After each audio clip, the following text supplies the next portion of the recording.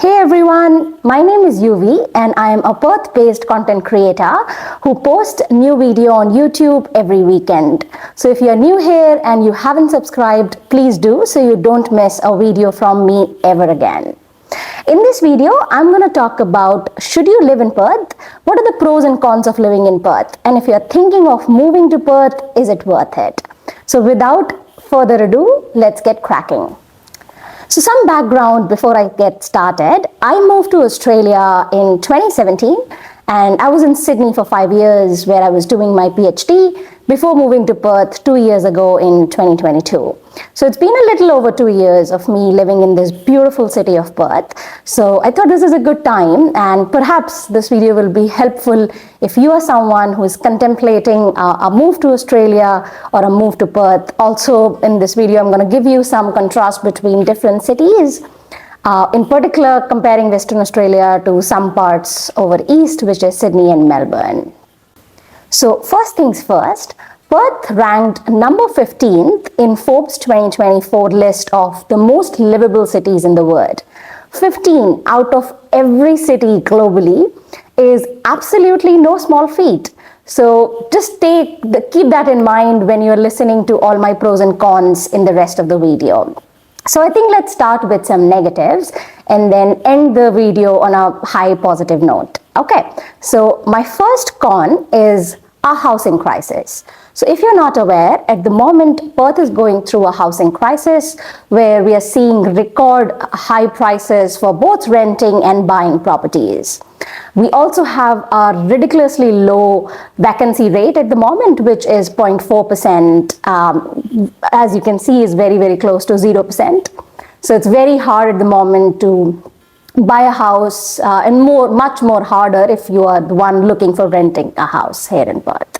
Number 2 is public transport. So Perth came 87th out of the 100 best cities in the world in 2017, which is not great as you can imagine, and unfortunately the public transport situation since then hasn't improved much. And if you compare the public transport here to places like Sydney and Melbourne over east, it's actually not great at all. So to give you an idea, I live about 8 kilometers from the Perth CBD. And if I drive from my house to the office every day, that would be roughly around 15 minutes, 20 minutes or so if it's a busy hour.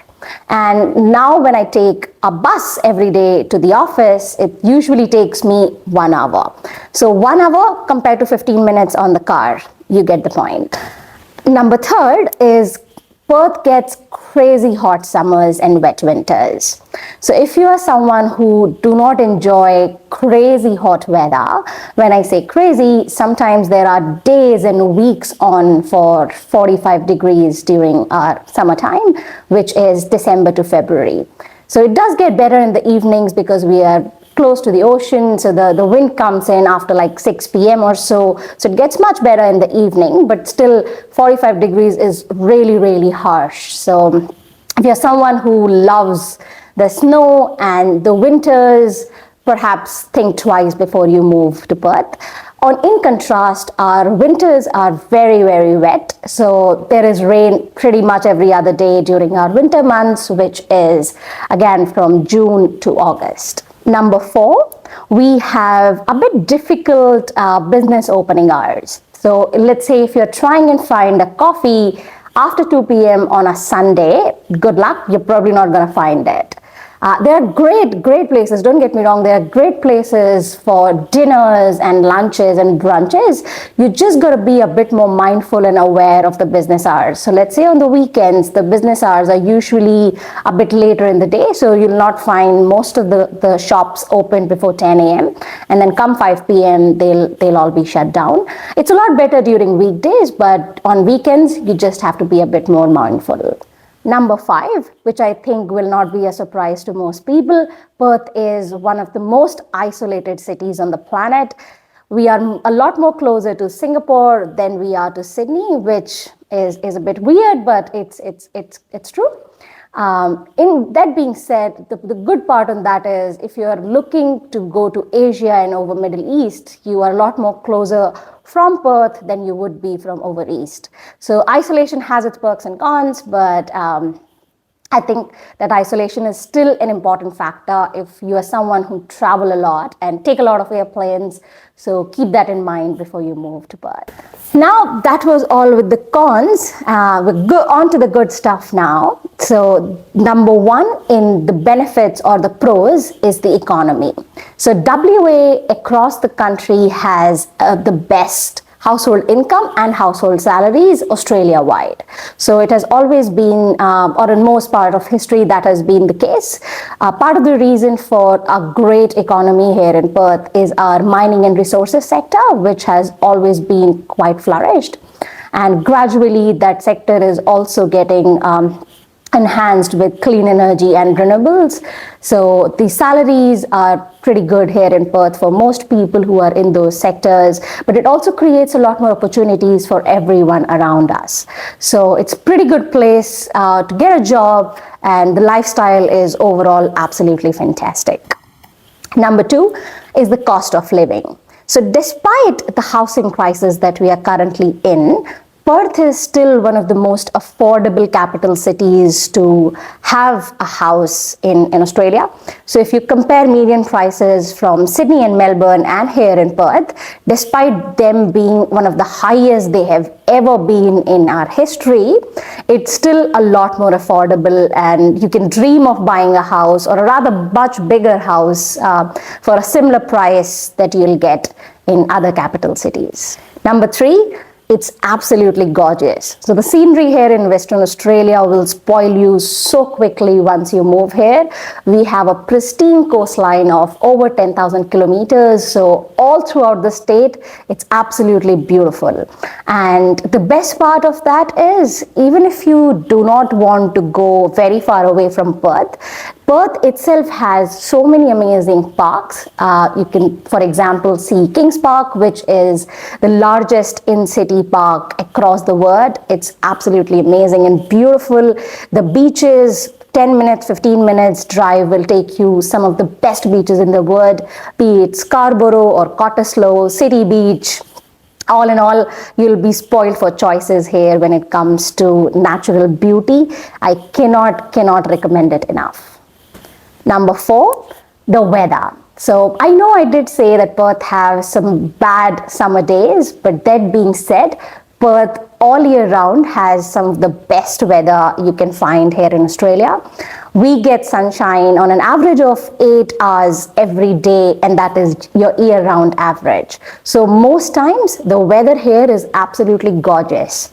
One another good thing about having a weather like that is it's much easier to plan your days, because you know that it's not going to rain for most times in summer, and on the other hand, you know that it probably will going to rain during winter. So it's really easy to plan your picnics, your catch-ups, your barbecues, your beach days.